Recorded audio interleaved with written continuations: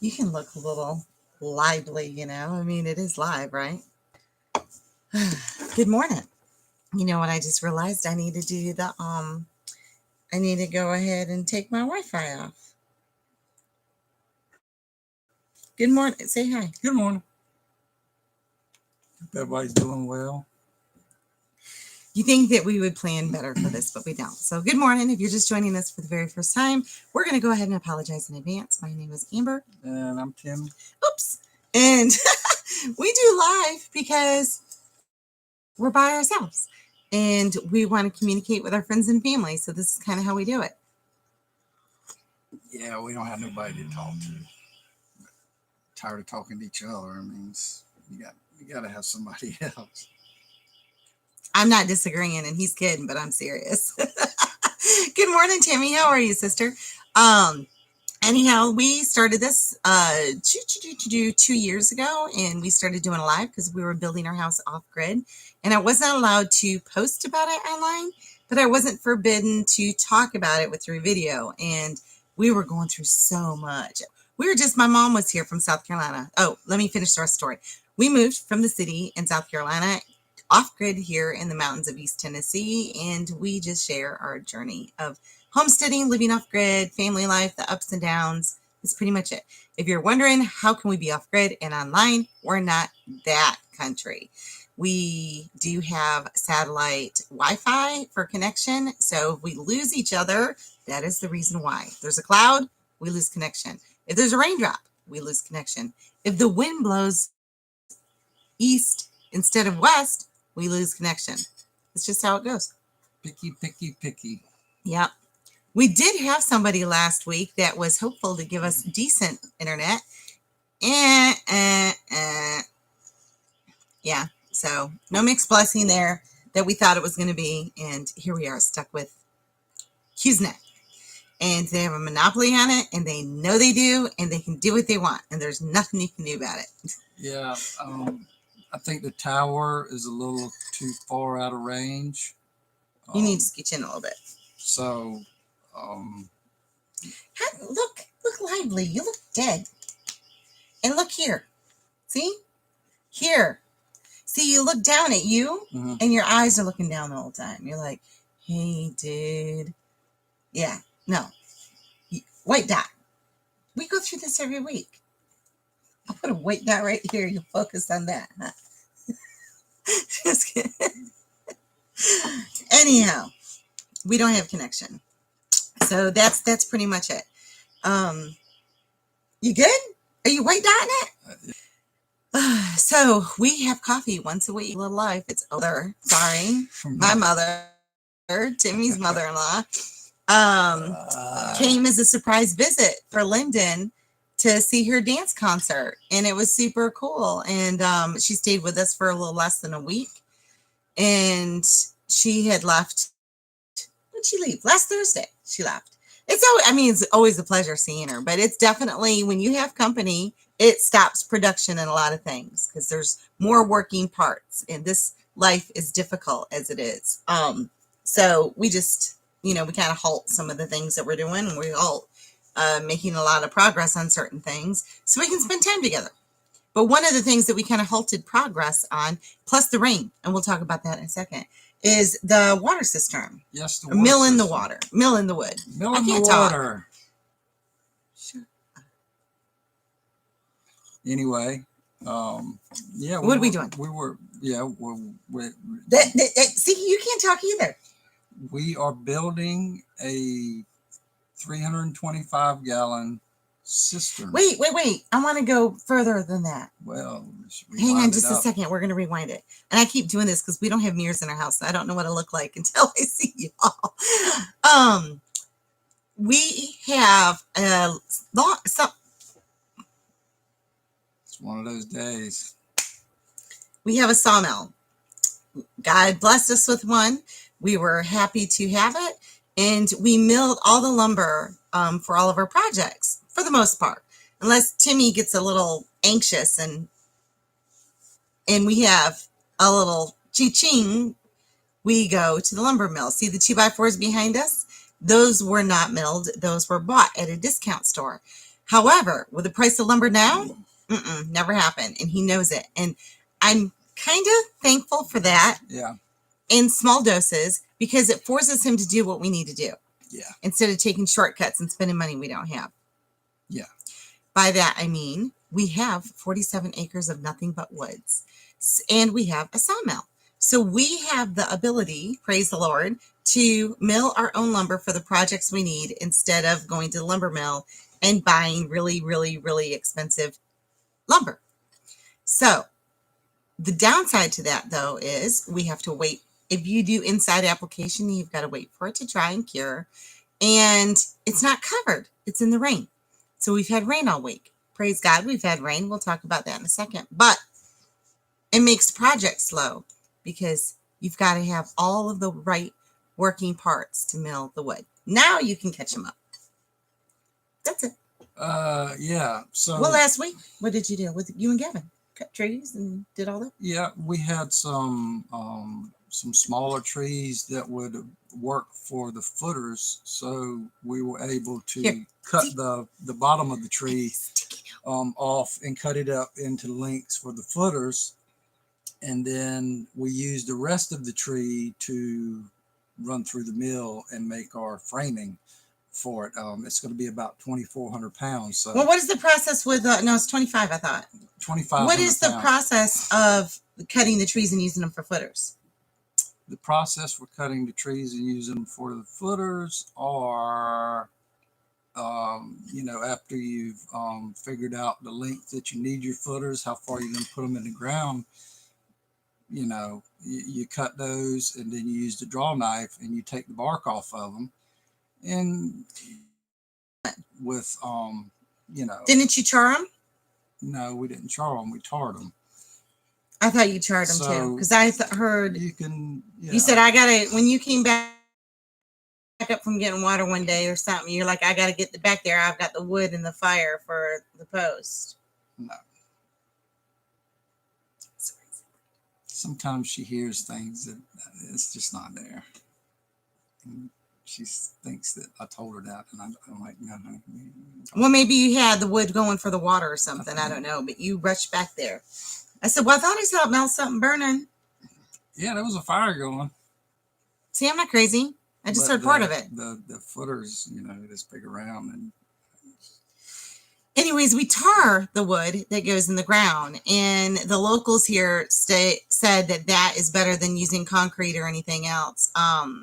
Well, one, they said we have nothing but rocks, so there's no need of concrete. They don't require that for building here, and the tarring helps protect it. Even if you use treated wood, it helps protect it from rotting. So they tar the posts that go in the ground, and then they milled the big beams that will hold the weight of the cistern. And so it will be how many gallons? Just that one? 325. 325 gallons of water. Yeah. So we're going to rewind just a little bit. We built here at the top of our little mountain.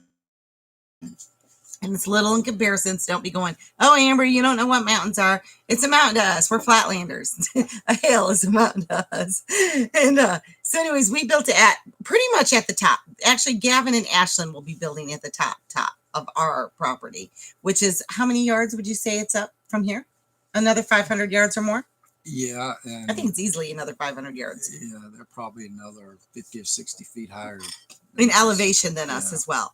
But we do have water in our holler, which is a quarter mile down the mountain.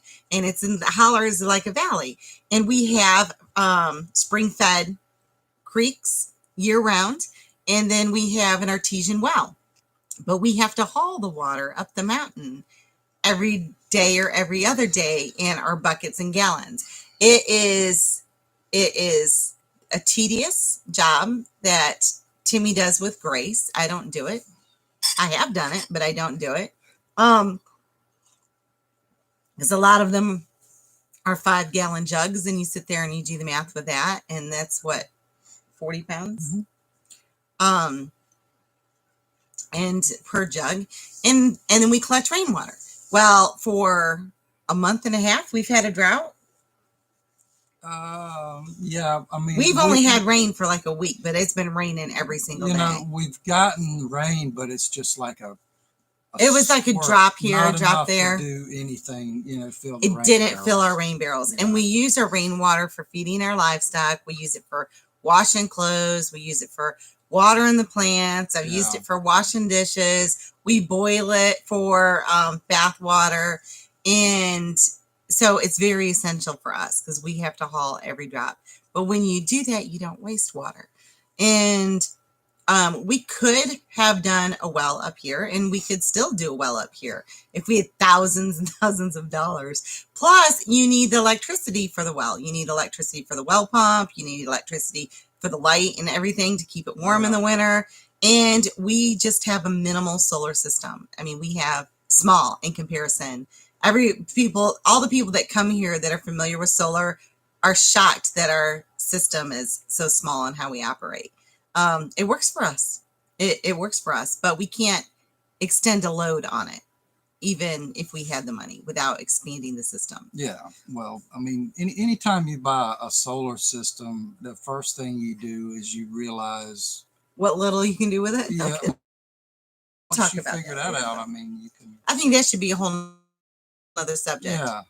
We'll maybe do it Monday. We're going to next week we can. The week after that we can. We have the rabbit butchering processing class. We'll talk about that more in a minute, but I'm going to go ahead and leave the 20th open for talk about solar. We're actually going to plan a conversation. We normally don't do that. But the point is, water is precious to us, so we never waste it. And we're very frugal with it. And we have been able to, I had the math down. We had gone from over 3,000 gallons a month to like 300 gallons a month of water that we use. And I think we've done a huge effort in reducing our water waste and consumption, which is extremely important. I saw, do you guys remember Erin Brockovich? Julie Roberts played her in that movie with, I want to say Denzel Washington was in it. Conspiracy Theory. Well, Erin Brockovich is a real person. I've actually talked to her in the past. She's very, very, very passionate about our water and conservation and what we're doing to it. We were even talking about the water here. There is a beautiful creek. They call it Cosby Creek, and I think it runs by a couple other names. That's contaminated. It's contaminated with a plant in North Carolina that dumps their sludge and chemicals in it. And then here we are in Tennessee, and the locals can't even eat the fish. They won't even go swimming in it. And to look at it, it's stunning, but it's contaminated. It is beautiful. And it's been there for like that for years. And they pay their little environmental fine, and they go on their merry way. And they don't care about the people downriver or down creek. You know, what gets me is the water moves. I mean, it is, And eventually it'll find the ocean. Yeah. But it's constantly flowing. It's not staying still. It's sometimes very, very, very fast like it is right now. Yeah. But my point about analysts, it's ever been. And they use that for their power. They use that for their water source. But they're just consuming. They're not protecting. They're not preserving. And that's something that we've been passionate about for years. But actually, I would say that Polly's, we were stronger than we are here with it, even though we're living off grid and have less of a carbon footprint. I think we were more in tune with our conservation efforts than we have been here so far. I mean, we're going to get back to that, but we used our gray water. Even our laundry water was all set up with irrigation for all of our plants. We never watered our garden in South Carolina, and we were in zone 8B. I mean, once in a blue, I think when plants first get established, we would water them. But other than that, we didn't waste the water. We reused water that we had, or we used rainwater. Because you had our rainwater barrels connected to a drip irrigation system, yeah? Yeah, and that worked really good. It's, for each plant that we had a little feeder tube to it. Exactly. And it was easy to do. And you just collect the rainwater off your roof that you're anyhow, and you connect to the, I want to say, well, I don't know what today's price is, but it was just a little drip irrigation system we got at Home Depot for like $40, and it came with the tubing and all the feeder tubes, and we got a couple of them, and we hooked each one to a rain barrel. And a rain barrel that 60, is it 60 or 65 gallons in those pickle barrels we have? Food grade barrels are a must. Don't get the chemical barrels that they've had hair stuff and laundry detergent, all that in. Food grade barrels only, because all that stuff leaches and you can never get the chemicals out, and then you're just putting it in your plants. But the 60-gallon barrels would water 10 square foot, 1 inch deep. There you go. That's the math that I remember. And so, and we would get a decent amount of rain that they very seldom would go empty. And here, praise God, we don't have to deal with empty rain barrels a lot, but we have lately. Yeah, we, when you're trying to feed your livestock and a lot, take care of them and doing washing, and it goes away. And so we need to increase our collection because we dang sure can't afford a well. When the hard rains come, you need to be able to collect that water. We have so much water right now. They can't go in our gutters quick enough, and they're just pouring over the gutters onto the ground. And I'm looking at it going, we need to collect that. We need to collect that. I don't. So tell them some plans that we have for collection. Go ahead and finish your cistern. I'm going to get a touch of coffee. This is called Coffee Conversation. God bless you. You all right? Yeah. Excuse me. Go ahead. Tell them about the cistern, how much you're collecting, and how you plan on using it. Yeah, so the cistern that we're installing now is going to be, like I said, 325 gallons, and we'll be able to use it. Just thinking of what we have now as far as a collection, it's going to pretty much over double that. So I think it'll be able to get us through, times when, we can go a week or so, or two without rain. It's nice to be able to go down and collect water, but, you can't collect but so much water out of a well, so, you have to have time for it to recover. So, what? Having that, the cisterns will that'll save us a lot of time. Yeah. But we're collecting water, free water that would just go on the ground. My friend Janelle, she lives, some of you guys know her, she lives in the Ozarks in Missouri, and they have 3,000-gallon tanks buried for rainwater collection, and they have a pump that they use, and that provides their house and such with what they need, because they go through a lot of drought. So they have 3,000 gallons. I mean, that's, if one of those right now would last us months. So that's what we're hoping to install for our house is 1,000-gallon tank, and then another smaller tank that we use as a filter tank, and then the 60-gallon water reservoir that's of the filtered water. But that, once filled, from our water consumption now, and I don't ever see us being wasteful again. I mean, we're in a set pattern. I don't ever see us, even if we have the ability to turn on a faucet with water, that we would let it run while we're brushing our teeth or washing our face or anything. And but anyhow, that water will last us even if we don't get a drip of rain for 3 months, which is huge. So I mean, so many people worry about water when they're moving to a place that they can't get city water and they can't afford a well. There's definitely ways that you could do that. The rainwater is huge. I see a lot of people here going because they either can't afford it, they live in a camper, they built in an area the city can't get to, and they can't afford a well. And there's fresh water, fresh springs all over, and you see people with buckets just filling up their whole truck. And that's a normal thing to see, which I was surprised because I ain't never seen nothing like that. Well, I mean, I get excited when you're driving down the road and See you fresh see a water piece coming of out the pipe side of the mountain. coming out the side of a mountain, and somebody's got a bucket down there just The catching the freshest water fresh water. ever. I mean, it's right out the mountain.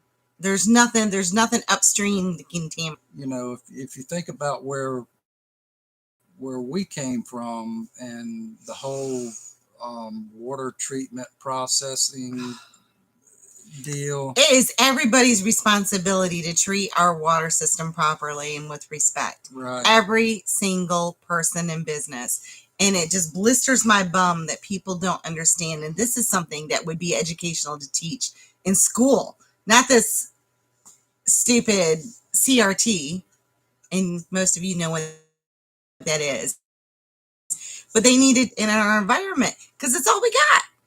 So now we're dealing with the consequences of our actions of us and our parents and our grandparents and our great grandparents because they never talked about it. I'm not talking about flat earth tree hugging, global warming stuff. We're not going to get in that conversation.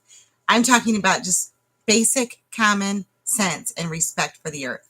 Because if you sit there, for instance, this is just rubbing alcohol, but say it's just something like, your typical commercial cleaner and you're pouring it down your sink drain.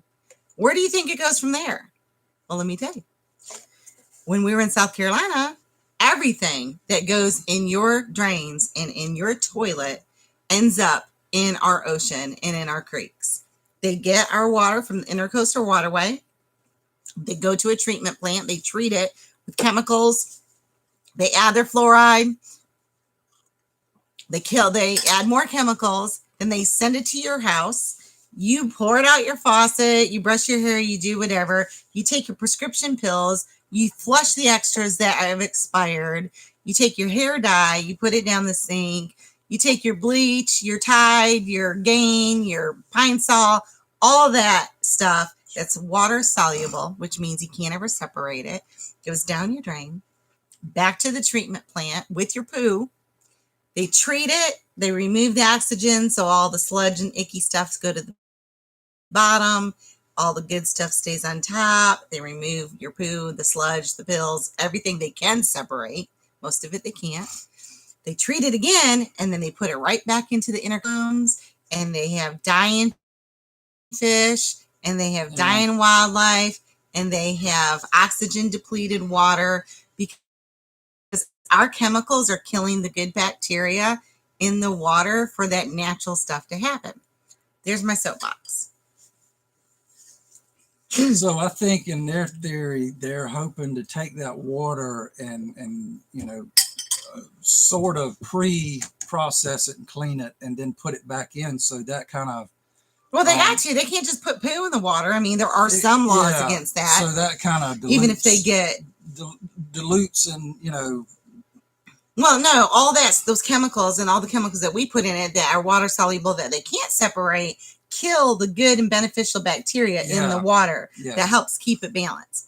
So that's why we all need to be responsible for what we do with our water. Then you talk about water is limited, water is precious. There's only so much of it that we also need to be able to capture it and use it and reuse it whenever possible, like gray water. Yeah.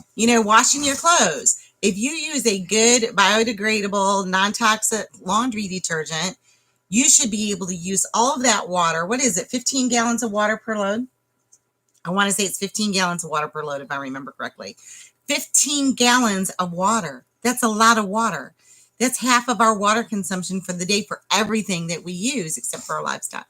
And you can reuse that in your landscaping, in your trees. Don't use good potable water that just come out the faucet. Reuse other water. Water at the base, though. Don't water on the leaves, especially if you're going to eat it. But yeah, if you're using a natural soap, I mean, it's only all you're doing is mixing a little bit of dirt with it, and whatever lint comes off of your clothes, and that's fine too. And so, yeah. I mean, that's perfectly fine. And same thing with your dish soap. You use a good biodegradable like Dr. Bronner's 7th generation dish soap. You can reuse your dishwater. You got to be careful though when storing rainwater because it does turn to black water without circulation and aeration.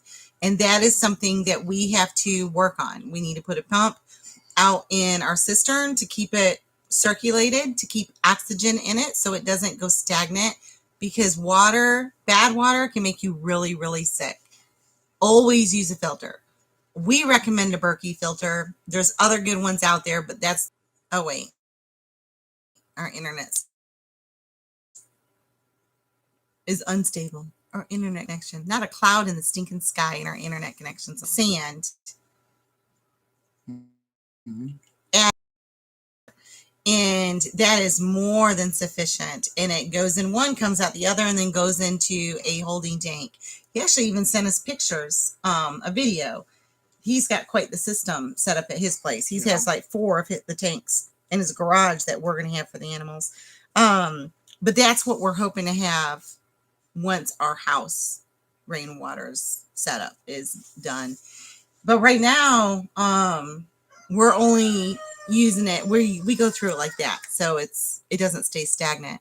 But I was talking to Tammy the other day. We have 2 rain barrels, 260 gallons. Yeah. Set up for our outside shower. Yeah. That's another thing, showers. I can't remember how many gallons I did the test on that we use per shower. It's about 10 gallons. 10 gallons per shower, unless you're our daughter, Morgan. Unless you've got the little water savers, reducers in the shower. But they still take twice as long because you can't get the soap out your hair. Yeah. Those things are useless.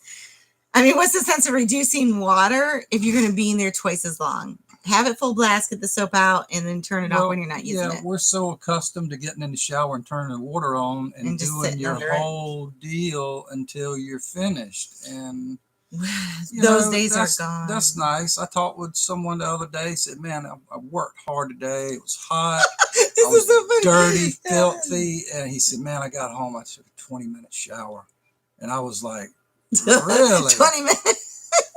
I was like, "That must have been nice." Well, here I am going, "Oh my gosh, that wasted water." The hot water heater just running. So the guy sees my face and he instantly goes, "Oh, Timmy, I'm so sorry." He goes, "Look at the light. I understand your situation." And he goes, "No, you don't." Yeah. He's like, "Well, when's the last time you took a nice hot shower?" I'm like, "Well, I can't." When it rains, I thought you said when it's hot and rainy. According to how long it rains. Yeah. That cracked him up, but that's the truth. I was telling my friend Tammy the other day, we were talking about water, and when Timmy went camping with Lyndon Friday, and that was a story in itself. But with that guy, it was with the church, and I went and did the livestock, and the first thing that I did was get chicken poop all over me. And if you've never smelled chicken poop, it's very much like human poop. Goat poop's not so bad. Rabbit poop's not so bad. Chicken poop, just like human poop. It's disgusting. And it was all over me. And I had to hurry up and take a shower as soon as I got back to the house because the animals are down the hill a little bit. And it was before 8 o'clock in the morning, and it had been raining, so it was cool. And the water was very cold. But it was so nice, y'all. Not the chicken poop part. Not the chicken poop part. But just standing outside with not a neighbor around. I mean, I look forward. I don't like it when the weather starts cooling off and I know I've got to go take a shower in the bathhouse because I love our outdoor rain barrel showers. Not when it's quite as cold as it was yesterday morning, but still, it was very invigorating and I love it. I don't even have to heat it up when it's refreshing and it's decent. But we do have the solar shower bags. And that is another way that we take a shower, and we have for the last 3 years, that a lot of people don't think about. What I was telling Tammy, I want to say we did the math on this. We have a 100-foot hose because Tammy was saying, we got this garden hose, and I went to go water the plants, and it was steaming hot. And a lot of people don't think about it. That water in that hose can get well over 100 degrees. Children get burned every year by turning that on and not letting it run, not thinking about it. Plants get scorched, and it's not a good thing. I mean, well over 100 degrees in that hose, especially if you have a black garden hose. And our 100-foot hose holds 4 gallons of water, of hot water in that hose. So we stretched it out and we used to put it across the driveway. And 2 of us could take a decent shower with 4 gallons of water and hot water. A lot of times though, it was just too hot. So we would, put it in a bucket and hold it. But that hot water is usable. So don't spray it and wait for it to get cold. Capture that joker, even if you're not going to use hot water, and save it for later. Do something with it, but just save it. Have a 5-gallon bucket beside you. Anticipate next time you go out, and it's like, well, the water's going to be hot. Keep an empty 5-gallon bucket beside your water hose. Ready. And yeah, you can use it for washing dishes, washing clothes, washing your plants, washing your car, washing your dog. Several ways that you can use it without wasting it.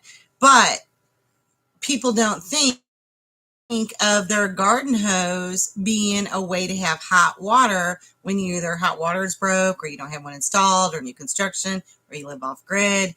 That works all the way up until winter. As long as you have sun, and you've got a black hose during the colder times, and you can lay it out, you'll get 4 gallons of hot water in that garden hose. But we have a solar shower bag. I can't remember the name of it. We used to have 2 different ones. One held 4 gallons. It was way too heavy for me to lift over my head. I think a sun shower. Sun shower, something like that. I'll see if I can remember, look up the link. Solar shower. But this one here is just 2.5 gallons of water, and it's got clear on one side and black on the other, and a little hose in it's actually in the picture of this video. It's just a bad picture. And we set it in the sun. And that is more than enough water for all 3 of us, Timmy, myself, and Lyndon, and my long hair, to take a shower and get completely clean. No part left unscrubbed. Yeah. And sometimes it's too warm. Timmy did the other day. He's like, "How'd you like the shower?" I said, "It was a little warm." When the temperatures start getting up, you want to have a little bit of, you want to be a little cool. Shower. You want to feel refreshed. You just don't want to sit there under hot water. So it's something nice. You have to pay attention to, and how long you leave it in the sun. Yeah, but it's a great option, even if you're not off grid, to have outside when you're gardening or the kids are running around in the dirt, or take camping with you. It's a great option, and it travels everywhere. You don't have to permanently hang it. We just have it hanging on a stick. Yeah. And as long as you can collect water in it and leave it out in the sun for a couple hours, you're good to go. Yeah. You just need to, it is a learned habit. Is that right? A learned habit. Is that correct English?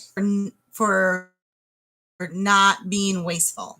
I don't know how to word that, but we're trained to just let the water, like his friend, 20 minutes. I can't even wrap my head around that right now. So you would have to teach yourself, train yourself you wet yourself down, you turn the water off. You do what you need to do, you turn the water on. You wet yourself down again, turn the water off. It is a constant. It still doesn't take long. I mean, I take shorter showers now because I'm not just sitting there hanging out in the water than I ever did before. But you only use what water you need. You don't let it run and run and run. And that takes a little bit of, the first time that you're there and you've run out of water and you still got soap all over your face, you learn real quick to turn that water off. Yeah, you'll figure it out.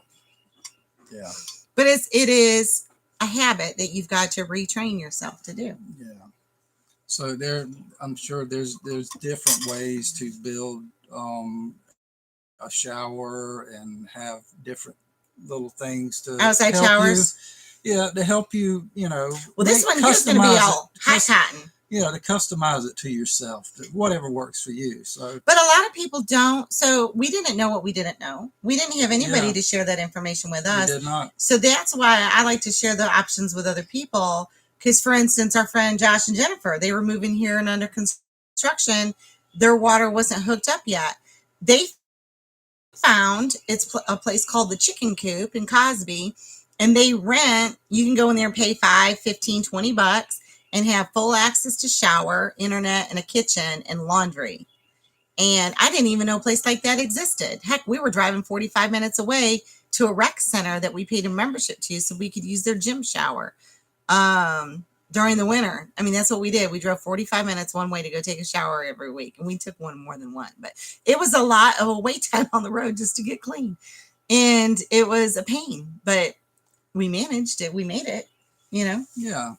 But now this bath, I keep pointing. This is right here, like 10 foot away, 7 foot away, is our walk-in shower that Timmy's building for the house. But it's completely off grid. We're all off grid. We only have solar. And it will be rainwater collection, and it will be piped up.